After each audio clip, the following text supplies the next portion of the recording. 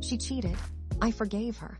Then I realized I was being an idiot. It started with a text. A stupid, careless text. Sarah left her phone on the kitchen counter while she hopped in the shower. I was making coffee, bleary-eyed and half asleep when the notification popped up. Can't wait to feel you inside me again. It was from a number I didn't recognize. My blood ran cold. My hand started to shake so bad I almost dropped the coffee pot. I stared at the screen, willing it to disappear, to be some kind of sick joke. But it didn't. It just sat there mocking me. I frantically swiped it away before she got out of the shower, heart hammering against my ribs. For weeks I was a mess. I couldn't eat, couldn't sleep. Every time Sarah's phone buzzed, I jumped. I was constantly on edge, scanning her face for any sign of guilt, any hint of deception. She noticed I was acting weird, distant. "What's wrong?" she'd ask, her brow furrowed with concern. "Nothing," I'd lie, my voice tight. "Just stressed at work." I confided in David. We'd been friends since kindergarten. He always had a knack for seeing through bullshit. I told him about the text, how it was eating me alive. He listened patiently, his face grim. "Mark, you know what this is, right?" he said finally. "She's screwing around on you. Dump her." I wasn't ready to hear that. I loved Sarah. We'd been together for 3 years. We had a life together. The thought of throwing it all away over one text message seemed insane. Maybe it was a mistake. Maybe it was an old message. Maybe I was just being paranoid. "I don't know, man," I said, running a hand through my hair. "I need to be sure. I can't just accuse her without proof." David sighed. "All right, but don't say I didn't warn you. Just be careful. Don't let her walk all over you." So I started my own investigation. Pathetic, I know, but I couldn't help myself. I checked her phone bill, scrolled through her Instagram, even started paying attention to her mileage on the car. I felt like a creep, a stalker, but I needed to know. One night she told me she had to work late. A big presentation coming up, she said. I pretended to believe her, but inside I was churning. After she left, I logged into our shared phone account and checked the call logs. The number from the text was there. Multiple calls, all late at night. My stomach dropped. I confronted her the next day. I couldn't take it anymore. I threw the phone bill on the table. "Who is this?" I demanded, my voice shaking. She went pale. I don't know what you're talking about," she stammered. "That's a wrong number." "Don't lie to me, Sarah," I yelled. "I know you're seeing someone else." She burst into tears. "Okay, fine, it's a guy from work. Liam. But it's nothing serious, I swear it just happened." "Happened?" I repeated, incredulous. "You just happened to be sleeping with another man." She sobbed harder. "I'm so sorry, Mark. I didn't mean for it to go this far. I was feeling neglected, unappreciated. You were always working, always on your computer. I just wanted some attention. I was stunned." "So you cheated on me because I was working too hard." "Please, Mark, don't leave me," she begged. "I love you. I'll do anything to make this right.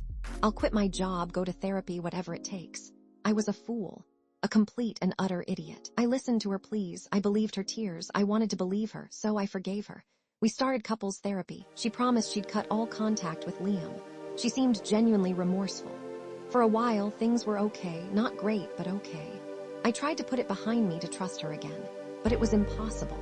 The seed of doubt had been planted, and it was growing like a weed. I became obsessed with her whereabouts. I constantly checked her phone when she wasn't looking. I grilled her about her schedule, her coworkers, everything. I was suffocating her, and I knew it, but I couldn't stop myself. Then came the company party. I almost didn't go. The thought of being around all her colleagues, knowing what they knew or suspected, made me sick. But Sarah insisted. She wanted to show everyone that we were working through it, that we were strong. The party was exactly as awful as I'd imagined. Stiff smiles, awkward silences, and the constant feeling that everyone was talking about me behind my back. I tried to stay close to Sarah, but she kept getting pulled away by her coworkers. I found myself standing alone by the bar, nursing a beer and feeling utterly miserable.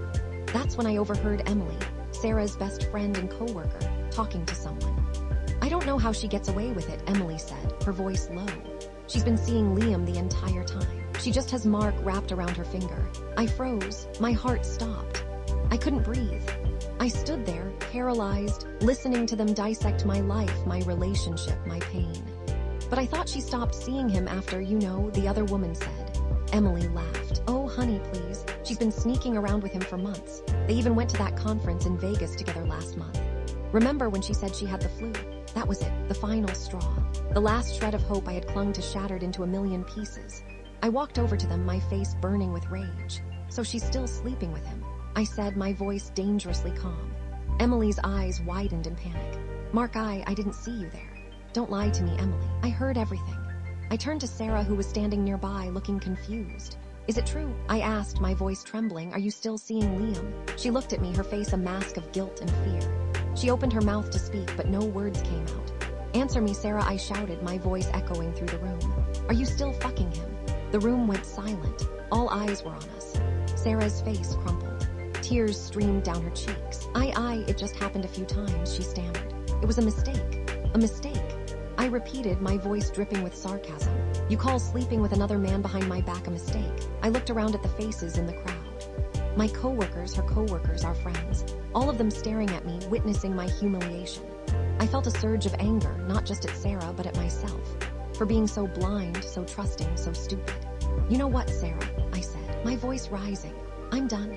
I'm done with your lies, your cheating, your manipulation. I'm done with you. I turned and walked out of the party, leaving her standing there, alone and exposed. The next few weeks were a blur. Sarah moved out. I spent my days in a haze of anger, grief, and self-loathing. I replayed every moment of our relationship in my head, searching for clues I'd missed, red flags I'd ignored. David was there for me, as always. He didn't say I told you so, but I could see it in his eyes. He just listened, offered advice, and made sure I didn't do anything too stupid. I started going to therapy. It helped a little. It gave me a space to vent, to process my emotions, and to start to understand what had happened. I did something else too, something that in retrospect was probably a bad idea. I contacted Liam. Not to fight him, not to yell at him. I just wanted to understand. I wanted to know what Sarah had told him about me, what she had said to justify her actions. We met at a bar, a neutral location. He was surprisingly candid. He told me that Sarah had painted me as a workaholic, an emotionally unavailable partner who didn't appreciate her. She had told him she felt neglected and unloved. He said she was incredibly persuasive, and he genuinely believed that she was unhappy. He also told me that the affair had been going on for much longer than Sarah had admitted. He said it started months before I found the text message, and that it was far from being just a few encounters. That's when I realized the full extent of her betrayal. It wasn't just a momentary lapse in judgment. It was a deliberate, calculated act of deception. She had lied to me, manipulated me, and played me for a fool. And that's when I decided I wasn't going to be a fool anymore.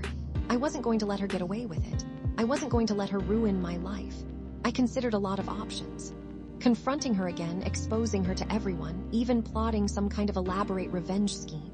But in the end, I decided that the best revenge was to move on, to heal, to become a better version of myself. I focused on my work. I started exercising again. I reconnected with old friends. I started dating, cautiously but optimistically. It wasn't easy. I still had trust issues, and I was terrified of being hurt again. But I was determined not to let Sarah's actions define me. One day, I ran into Emily at a coffee shop. She apologized for what had happened, said she felt terrible for keeping Sarah's secret. She also told me that Sarah had been fired from her job after the company party. The scandal had damaged her reputation, and she couldn't find another job in the same field. I didn't feel any satisfaction. I didn't feel vindicated. I just felt empty. I realized that Sarah's actions were a reflection of her own character flaws, not a measure of my worth. She had made her choices, and she had to live with the consequences. I walked away from that coffee shop, feeling lighter than I had in months. I wasn't angry anymore. I wasn't bitter. I was just free. I don't know what the future holds. I don't know if I'll ever fully trust someone again. But I do know that I'm strong. I'm resilient. And I'm not going to let anyone, especially not Sarah, steal my happiness again. I was an idiot for forgiving her the first time, but I won't be an idiot twice.